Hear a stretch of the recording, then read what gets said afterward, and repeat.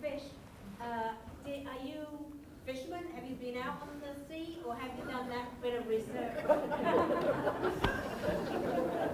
Michael Crummey has been out at the sea. I can testify to that, because I took him out there. we almost didn't make it back.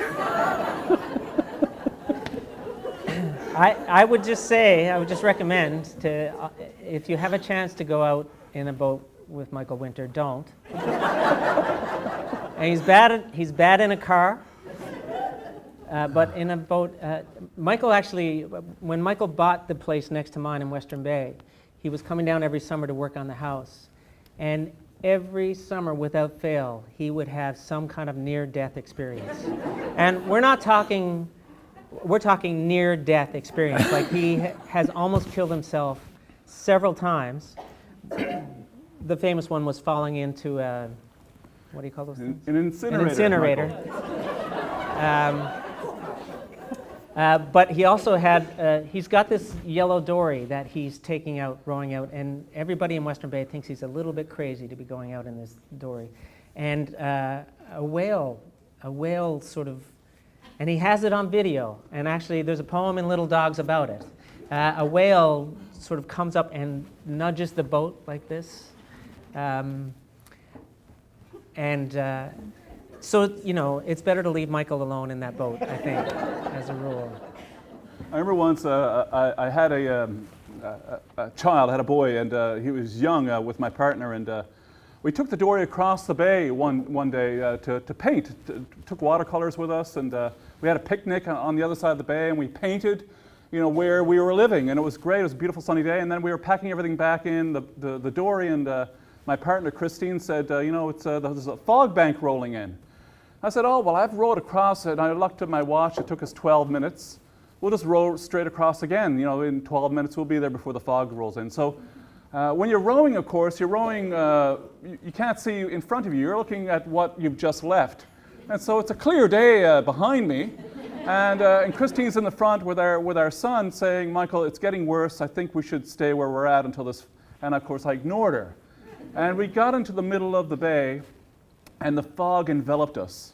And as soon as it did, all sense of location, you lose all sense of where you are. And all I could see was the dimples in the ocean of where my oars were. And I was just trying to keep them into a straight path. Anyway, Christine was very upset at this, and I was stern with her, and I said, look, it's going to be all right. And so for the next 15 minutes, neither of us said a word. It was the longest I kept looking at my watch at it because I was thinking, you know, 12 minutes I'll be on the other side. 15 minutes, and we don't have any water, we don't have a compass, we don't have a phone, we don't have anything. And then out of the fog, we can hear water hitting rocks, and then we see the lighthouse above us, and we're across. But the lighthouse is the last bit of land. And in fact, the tide and the wind have been dragging us out. And if we hadn't hit that lighthouse, we would have been halfway to Ireland.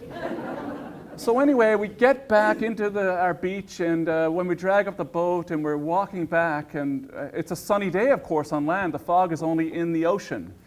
And I see Michael, I come in, and I tell him in my jocular way what just had happened. And Michael is one of the most affable men you'll ever meet. I've never heard him say a cross word. And when he heard this story, his face just got more and more serious. And he just said, Michael, you're an idiot. And it really struck me, like, it's one thing to be foolhardy with yourself, but you know, when you have your family with you, it's another thing, and that's where Michael is a good friend. It does occur to me now, though, that we never really answered your question. I was born in a mining town in central Newfoundland, so like literally the geographical center of the island, hundreds of miles from salt water. So the first time I ever caught a cod was when Michael Winter took me out 2 summers ago for the food fishery. So, and I think part of the reason I've always been so obsessed about writing about that world is because there's a distance there, you know, and so Michael has way more experience with the sea than I do.